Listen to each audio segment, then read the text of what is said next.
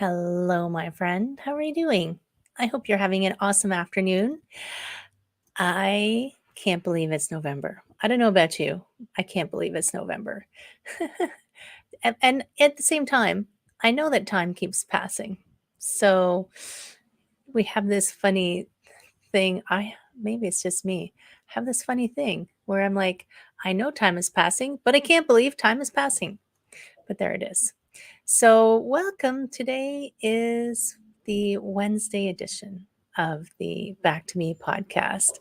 And today was called Maybe It Is You, or, if it's if this was from a Seinfeld episode, which tells you the era of television that I watched too, the It's Not You, It's Me breakup line. And I don't, I was thinking about this because when there's things that we want to achieve and we're not achieving them, we can come up with a lot of reasons why it's not working. But this, I know it's not always true. It's not always going to be true. But a lot of the times, if we were honest with ourselves, it's us, right? We're the ones who are getting in our way, who are this is, alludes to the Big Leap book, where you have our upper limit problem, we're sabotaging ourselves. And sometimes maybe we do need to break up, right? So it's not you, it's me. Maybe the me part of the it's me is this isn't a goal that I actually want, which is fine. You shouldn't ever feel like that's a wrong answer.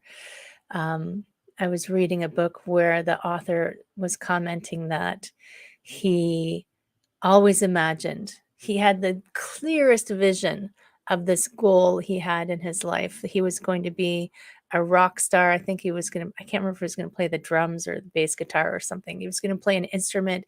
He was going to be famous. He'd have adoring fans. He could completely see it and visualize it the way some of the manifesting people tell you to visualize your end goal. And he never achieved it because, as he said, he didn't really want to do the work to get there. He just wanted the end zone. He didn't want to run the length of the field. He just wanted the end zone. So if you realize at some point that you visualize some amazing goal, you're like, yes, this is my goal. This is what I want most in life. But you don't want to do the things you need to do to get there. You can break up with that goal. But if it is something you really, really want, really, really want, and you were willing to do the work for it, and you have been working for it, maybe there's just something that is getting in your way, and it's probably you. And I mean this in the most loving way, friend. I mean, I get in my own way all the time, which is why I have a coach or two and friends who I have an agreement with. They're allowed to tell me when I'm, blocking myself, causing myself problems. But this came up because I was reading an article in Forbes magazine, and it was from 2018, interestingly enough, but it was talking about how we are often the biggest obstacle to what we want. And you can, have this like driving force and I'm going to do this, or sometimes you don't know what it is. And she had this, her name was Brianna Weist. I'm probably saying it wrong. Maybe it's Weist. And she had 48 ways that you can change your life. And I think 48 is a lot. And I'm going to be honest, there was quite a bit of overlap, but she had some really good ideas. And she had some really ones that the way she presented them were, I thought, really smart. So if you want something different, if there's something that you actually want and you don't want to break up with it, it's not you, it's me. Take a hard look and see maybe you are um, the person blocking yourself. Maybe it's your shadow. There's a whole other episode, our shadow selves. Now think about this. We sometimes sabotage ourselves in the teeniest, tiniest ways and don't recognize it. And it can be as simple as not resting. This was a conversation I was having with someone yesterday, not resting and not honoring when we need to rest. So this person I was talking to yesterday, they take Fridays off to rest. And we were having a conversation. Was she going to compromise her rest day to have a meeting? Hmm. Because the person that she was meeting with just happened to always have these meetings on Fridays. So do you compromise that rest day because, well, I want to go to that meeting, but it's important for me to rest? I'm a big fan of rest. And if you rest, you'll have more energy. I know it seems logical, or it seems impossible, but rest is super important, and boundaries.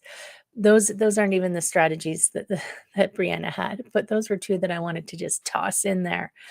But she did have some really great strategies. So if there's something that you want to change, or if there's something you want to reach, one of the ones that I thought was fascinating was she said, start dreaming in strategy, not theory. And that was the number one. And I thought, what does she mean?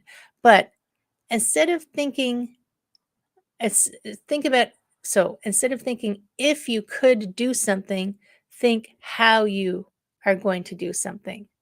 So think about this, often we have these goals. We say, well, if I could only make $10,000 a month, if I could only make $1,000 a month, if I could only sleep 8 hours. Speaking of rest, if I could only lose 20 pounds, if only, if only, if only.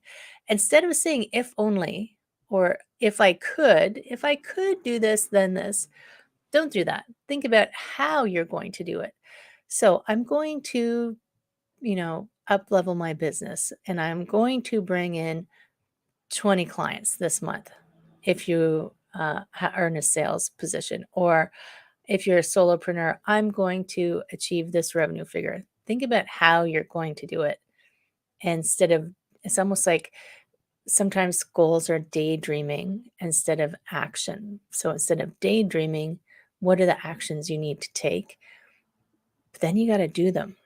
Right? Oh my goodness. What? I know, it's so crazy. One of the other things that she had was stop speaking to people who drain, exhaust, frustrate, and misunderstand you. And that doesn't mean you have to break up with them. I mean, sometimes they're family, right? So instead of trying to convince them of why you're doing something, or using them as a sounding board or an ideas person, like someone to bounce ideas off of, don't tell them about it. If they frustrate you, if you just come out at the end of the day and you're angry and frustrated and feel like you're doubtful and worse off, don't talk to those people. They're just going to suck the energy out of you. And there's a million reasons, and we can get it. Some of the podcast guests that I talk to would talk about all of those things. But if those people aren't going to support you in that particular thing that you're trying to achieve, then don't talk to them about that thing you're trying to achieve. Find people who are going to support you and inspire you, because those are the people who will help you reach your goals. One of the other things, she called it, look the monster square in the eye. So if there's something that you want to do, quantifying it is going to help you. So it's not, I want to get healthier. I want to be happier. I mean, happy is would be an interesting one to quantify. But get healthier. Is it, I want to lose X pounds. I want to achieve this X fitness goal. I just did that 110 kilometer, just just did that 110-kilometer kayak race. So if you want to uh, um, get your finances healthier, know how much, like look at your numbers. There was a way back podcast where I talked about that. Look at your numbers. How much do you bring in a month? How much are you spending? Where are you stuck? Where are you not looking at what's actually going on? So look at that monster square in the eye and say, this is what's going on right now. This is what I want it to be, and quantifying it will help you. Will help you kind of set a strategy. Stop waiting for success to be linear. So I don't know if you know this, but no one ever went from A to B in a straight line. No successful person. They'll tell you, I was an overnight success after 20 years of mistakes. Nobody's an overnight success, because part of being successful is gaining the experience, and gaining the experience and learning. I did a podcast about this. You have to make mistakes to learn. And we hate I hate making mistakes. I admit it. I hate making mistakes. But I have come to understand that if I don't make mistakes, I don't learn anything. So I try to make less catastrophic mistakes. And usually the mistakes aren't catastrophic. No one's going to die if I, have a tech problem, or if I say something incorrectly. But being okay with that, pardon me, being okay that it's not going to be a straight line, that there's going to be detours and setbacks and things and bumps along the road, because a bump could be a new learning and could actually push you faster. Imagine that. Because when you're going up a hill, the other side is the downhill, which is super, super good.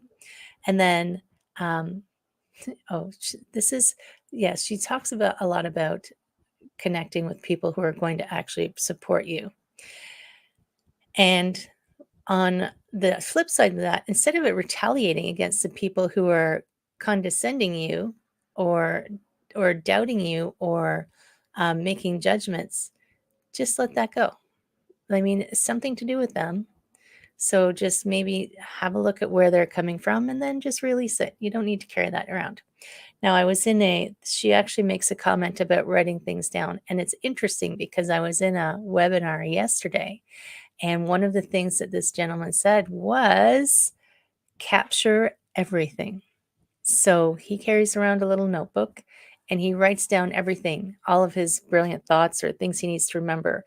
And what I thought was really awesome was the way he said, your mind is a factory, not a warehouse. So your mind is for generating and creating and doing things, not for storing things. So it's okay if you can't remember everything. I can't remember everything. So write it down, capture it somewhere, find a system that helps you capture things. And she had a comment on, also, I'm still looking through her list and picking the little gems that I liked. So this was also on mistakes. Stop seeing adversity as a setback, and start seeing it for what it is. Because when you hit that adversity, you are primed for your growth and transformation. Adversity, instead of thinking of it as a problem, try to think of it as some puzzle to solve, some interesting thing to figure out. Instead of, oh man, how come, like, if life was easy, we would be so bored. Instead of thinking, oh no, another problem, think, oh yay, a new thing to learn, a new thing to figure out, a new puzzle to solve. And learn how to be assertive without being rude. Yes. And I think Mark Manson says, you're allowed to say no, just don't be an a-hole. Right? And one of her last ones was, I'll read you the last 3. Don't worry if you feel uncertain. If you know it's on the path ahead of you, it's because you're on someone else's path, right? Don't do someone else's, do yours, because someone else is doing theirs. You should be doing yours. If you're waiting for a sign that you should get on with it, this is it. I wish I had a sign that said, this is the sign. Oh, here. I know that if you're watching the video, you'll see this. This is your sign. This is what I have over my desk. It says, I am enough.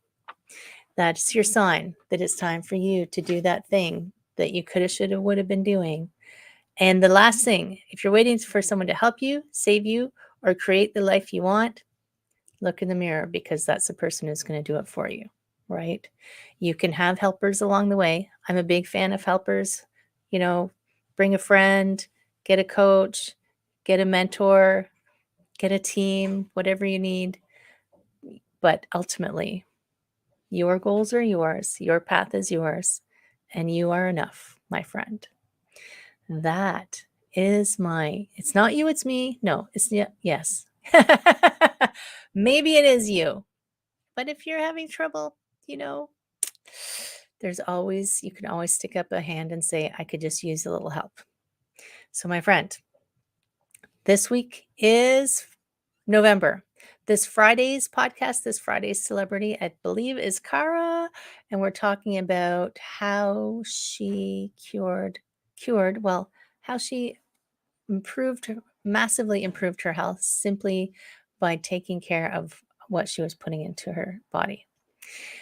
Slightly different than our gut health lady, but super interesting. And as always, if you want to have a conversation, if you just want to reach out, send an email, send a DM, send a text message, whatever works for you. And if you wanted to continue the conversation, let me know. Take care, my friends. I hope you have an outstanding day. Take care.